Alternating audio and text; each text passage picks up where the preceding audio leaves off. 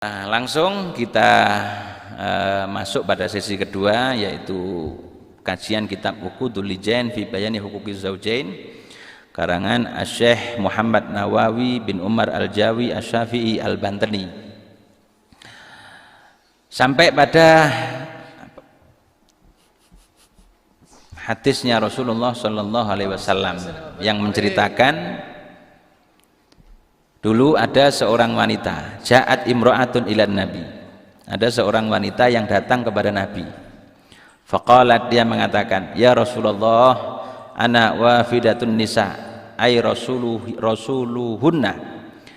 Wahai Nabi, aku ini kesini untuk bertanya sesuatu, dan aku di sini karena diperintahkan para wanita atau mewakili pertanyaan-pertanyaan para wanita yang ada saat itu. Ingin bertanya ilaika, kepada Anda wahai Nabi. Ini masalah jihad. Jadi pada zaman dahulu, zamannya Rasulullah, memang jihad ini diwajibkan oleh Allah kepada para laki-laki. Dia bertanya para wanita. Jadi para perempuannya dulu itu ingin ikut berperang, ya, membela agama Islam saat itu. Kenapa? Bukan karena apa-apa, ingin mendapatkan pahala yang besar dari jihad fisabilillah saat itu. Dia mengatakan, hadzal jihadu katabahullahu 'alar rijal. Wahai Nabi, Allah telah mewajibkan jihad fisabilillah pada kaum laki-laki. Fa ayyusibu ujiru. Kalau mereka menang, kaum laki-laki ini mendapatkan kemenangan. Kalau mereka kalah, ya, kalau mereka kalah, mereka semuanya itu diberi pahala yang besar. Wa in kutilu, kalau mereka terbunuh fil jihad, kanu ahya'an inda rabbihim, mereka itu orang-orang yang masih hidup di sisi Tuhannya. Ini termasuk pahala jihad.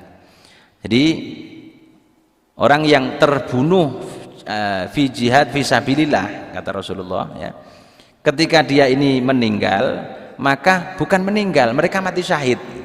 Orang yang mati syahid itu, ya, dianggap ahya'un indallah, mereka itu hidup di sisi Allah walaupun meninggal. Ini ada yang mengatakan memang mereka ini mendapatkan kenikmatan, sehingga apa? Kehidupannya mereka saat itu lebih baik daripada kehidupannya di dunia.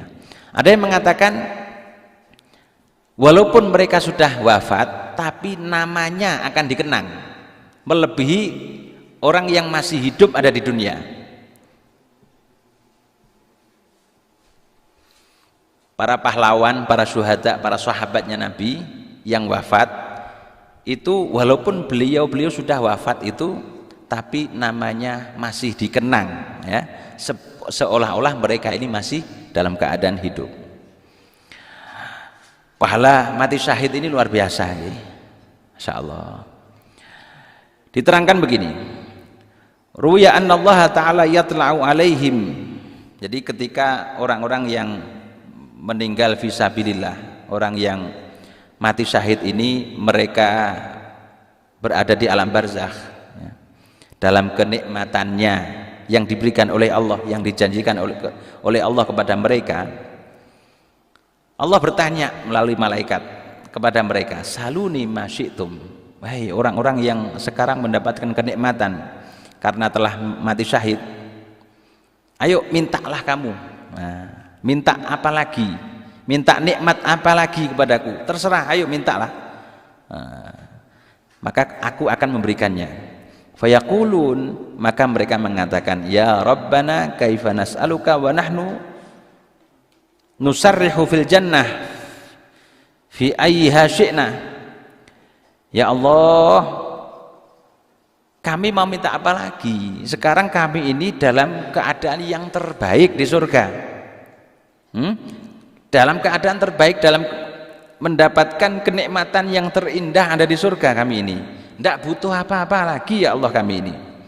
Falamma ra'au alla yatruku min ayyas'alu syai'an qalu nas'aluka an turadda arwahana ila ajsadina fid dunya naqtulu fi sabilik.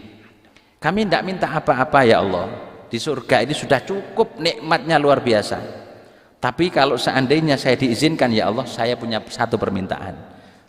Apa itu permintaannya? Supaya ruh kami dikembalikan ke jasad kami dan kami akan ikut berperang lagi bersama Nabi dan akan terbunuh lagi saat itu. Jangan dibayangkan kalau orang yang syuhada ini menyakitkan ya mereka. Tapi apa? Itu adalah kenikmatan yang luar biasa yang diberikan oleh Allah Subhanahu wa taala, melebihi kenikmatan mereka ada di surga. Tapi ini yang benar-benar ikhlas fisabilillah ya, bukan yang ngawur ini ya. Ada kepentingan dan lain sebagainya ya. Jadi para wanita itu mereka ini iri pada orang laki-laki ya. Enak ya dari laki-laki mereka bisa ikut bersama Nabi, berjuang bersama Nabi. Kalau mereka ini meninggal, mereka diberikan keutamaan yang luar biasa. Ketika mereka ini hidup akan diberikan keuntungan oleh Allah, diberikan pahala yang besar.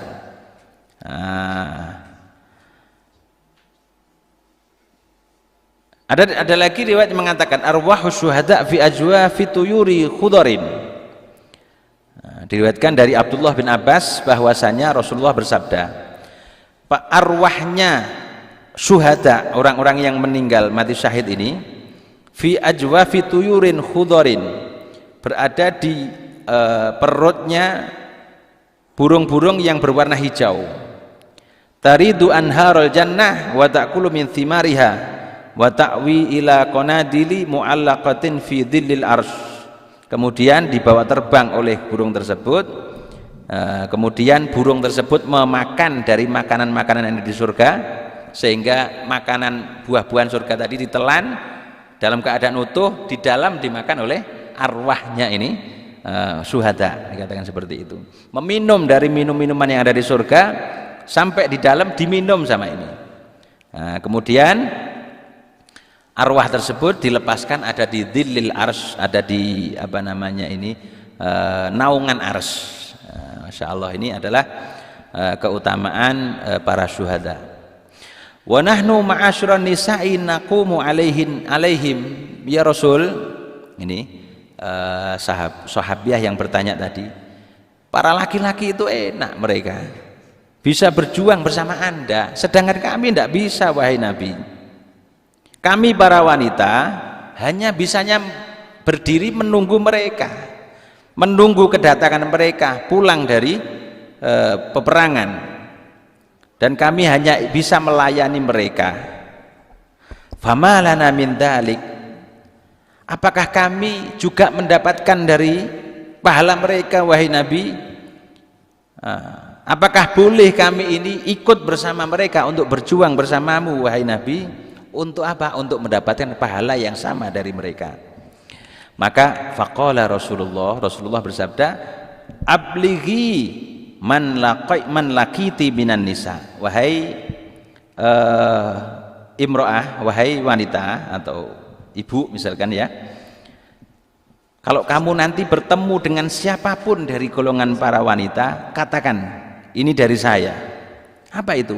Anna ta'ata zauji, bahwasanya taat kepada suami, waqtirafan bihaqqihi, dan dia ini memenuhi hak-haknya suami, ya'tilu dzalika, pahalanya menyamai semuanya itu. Jadi jihadnya para istri itu bukan ikut berperang seperti para sahabat dulu, tapi apa? Melayani suami dengan baik. Kalau bisa melayani suami dengan baik, berusaha sebaik-baiknya menjadi istri yang baik bagi suaminya, maka pahalanya syuhada dia dapatkan. Jadi tidak usah macam-macam sudah ya. Anda ini punya pahala yang besar di rumah Anda ini. Suami Anda ini ladang pahala kamu. Jangan disia-siakan mereka. Allah. Wa qalilun minkunna ma yaf'aluhu. Nabi terus mengatakan, dan sedikit sekali dari kalian para wanita yang mau melakukan itu. Apa itu? Yaitu taat kepada suami atau memenuhi hak-haknya suami dengan baik. Ya, insyaallah ya. Rawahu al-Bazzar wa Tabrani. Hadis ini diriwayatkan oleh Imam Bazzar dan Imam Tabrani. Sudah tahu ya, kunci atau jihadnya seorang wanita adalah melayani suami. Qala Allah Ta'ala fi surat An-Nisa. Allah Subhanahu wa taala berfirman dalam surah An-Nisa, lirrijali nasibun mimmaktasabu walin nisa'i nasibum mimmaktasabn. Para laki-laki ini akan mendapatkan bagian pahala dari apa yang mereka kerjakan, sedangkan para wanita akan mendapatkan bagian pahala dari apa yang mereka kerjakan. Artinya bagi seorang laki-laki mereka mendapatkan pahala sebab mereka melakukan sesuatu. Ini masalah dulu ya, masalah jihad fisabilillah ini. Mereka mendapatkan pahalanya jihad fisabilillah.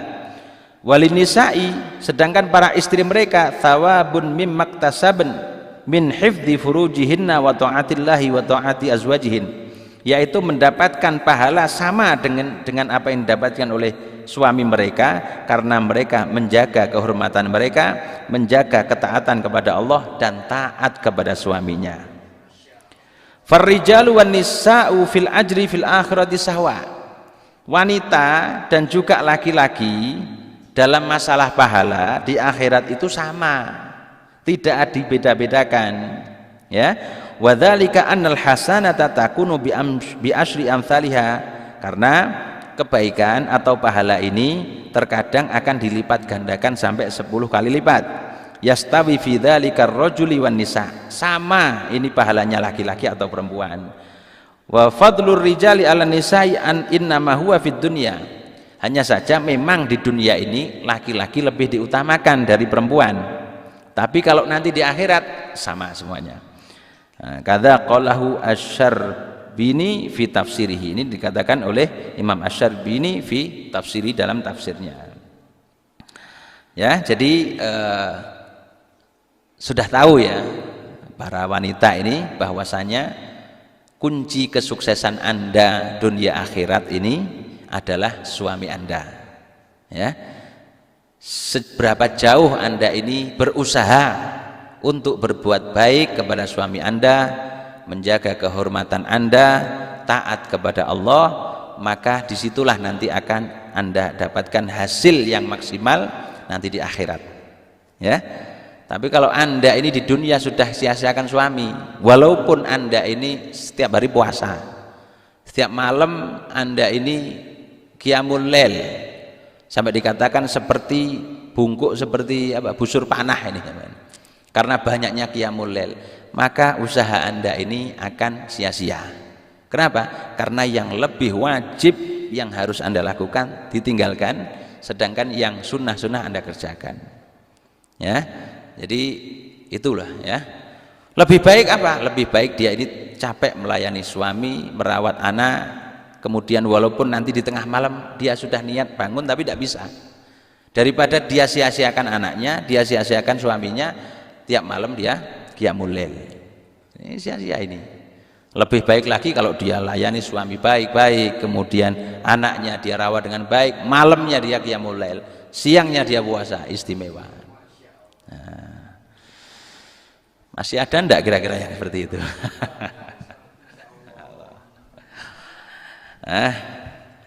Satu lagi ya, satu lagi keterangan. Wa kana Aliun radhiyallahu ta'ala anhu yaqul. Ini Sayyidina Ali, beliau berkata, syarru khisalir rijal, ya, keadaan laki-laki yang jelek itu menjadi khairu khisalin nisa, menjadi keadaan wanita yang baik.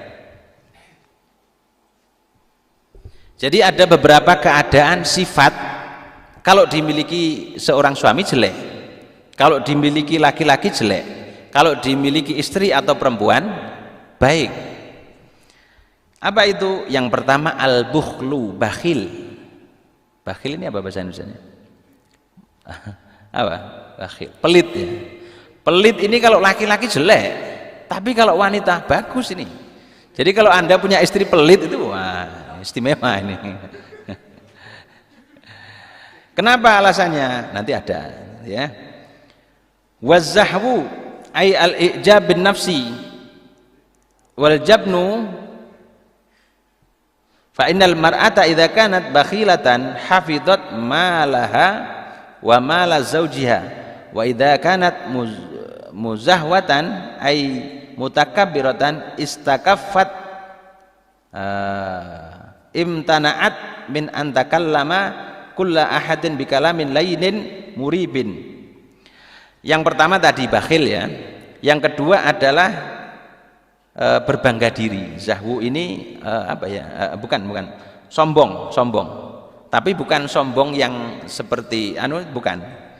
Artinya dia ini apa ya? Jadi culas gitu loh ya. Culas. Tapi pada tempatnya ya gitu ya. Bukan kepada suaminya, artinya culasnya ini bukan kepada suaminya. Satu tadi bakhil. Kalau laki-laki bakhil jelek. Kalau istri atau perempuan bakhil bagus, ngirit ya. Nah, kemudian itu tadi merasa tinggi atau dia ini culas. Itu baik kalau perempuan. Kalau laki-laki jelek. Kenapa kok perempuan baik?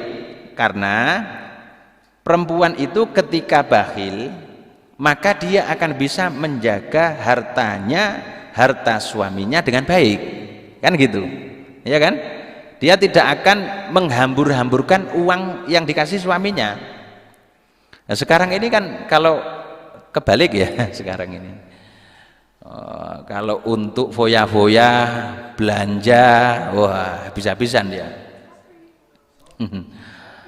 Berarti tidak baik ini ya, berarti tidak bagus seperti itu. Jadi seolah-olah dia ini royal, luar biasa. Padahal yang dihambur-hamburkan harta suaminya. Dan bahkan harta suaminya itu bukan milik suaminya sendiri. Ini adalah uang perusahaan. Ini adalah dan seterusnya. Akhirnya dipecat suaminya. Dan seterusnya. Dan itu banyak terjadi gara-gara punya istri yang semacam ini. Tapi kalau istrinya ini Masya Allah ya, dia ini bisa menjaga dengan baik, bahkan mau mengeluarkan pun harus izin, kalau perlu totalan, hari ini belanja sekian, total sekian, dan yang dikeluarkan itu untuk kemaslahatan keluarga, bukan untuk pribadi, untuk anaknya, untuk kebutuhan masakan dan lain sebagainya. Ini ya istimewa ini. Jadi Anda harus beruntung kalau punya istri yang semacam ini. Masya Allah. Terus kemudian kalau laki-laki dia ini merasa kalau dia ini punya sifat culas, apa ya culas ini? Cuek dengan orang gitu loh. Apa? Cuek ya, cuek. Ini tidak baik laki-laki. Tapi kalau wanita, istimewa. Kenapa? Karena wanita yang semacam ini dia akan menjaga dirinya untuk ngobrol atau berbincang dengan semua orang lain ya, baik itu laki-laki ya kepada laki-laki lain dengan ucapan yang lemah lembut ya. Jadi wanita yang bagus itu kalau ngomong dengan laki-laki yang bukan mahramnya itu dengan nada seolah-olah cuek gitu loh. Nah, seolah-olah bukan dilemah-lemahkan, dia bahkan guyon dan lain sebagainya, bukan seperti itu. Untuk menjaga apa? Untuk menjaga diri supaya orang yang diajak ngomong tadi tidak terpengaruh, tidak tertarik sama dia. Itu ya. Wa idza kanat jabanat ya, dhaifatul qalbi. Ini kalau laki-laki jelek itu hatinya lemah, cengeng, laki-laki itu jelek, kecuali cengeng kepada Allah bagus. Nah, kalau cengeng kepada manusia jelek.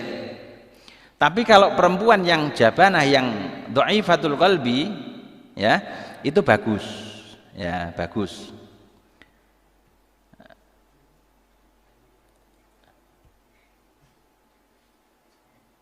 Sehingga apa? Dan cengeng, dan dia ini bisa dikatakan waspada gitu. Selalu curiga. Sehingga dia itu raqat min kulli syai'in falam takhruj min baitiha. Dia itu curiga, atau bisa dikatakan ngeman lah ya. Eman kalau ada sesuatu yang keluar dari rumahnya tanpa seizin suaminya atau tidak bermanfaat. Wattaqat mawadhi'at tuham, dan mengakibatkan, dan dia selalu menjauhi hal-hal yang menjadikan salah paham. Khifatan min zaujiha, menyembunyikan takut dengan suaminya, karena takut dengan suaminya. Jadi dia itu apa ya? Oh gini. Maaf saya ulangi. Yang dimaksud jaben ini adalah bisa dikatakan cengeng atau penakut. Nah, gitu ya, penakut. Penakut ini ya benar. Jadi kalau laki-laki penakut jelek. Wah, nanti ada hantu di luar, ini takut. Tapi kalau wanita bagus. Kenapa? Supaya dia tidak keluar dari rumahnya, tidak gampang keluar rumah, ya. Dan mengakibatkan akan terjadi kesalahpahaman, dan dia tidak keluar dari rumah karena takut nanti akan suaminya salah paham. Begitu ya. Jadi ada beberapa hal ini. Yang pertama adalah bukhul. Bukhul ini adalah bakhil. Bakhil itu kalau laki-laki jelek, kalau perempuan bagus. Kenapa? Karena dia akan menjaga harta suaminya, harta dirinya ya dengan baik. Kemudian yang kedua adalah culas atau cuek.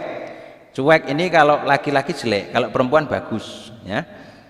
Kalau perempuan bagus, supaya apa? Supaya dia ini menjaga ketika ngomong dengan orang lain dengan ucapan yang seperti sombong gitu ya, seolah-olah ya, dengan nada tinggi dan lain sebagainya, supaya orang yang diajak ngomong ini tidak tertarik sama dia.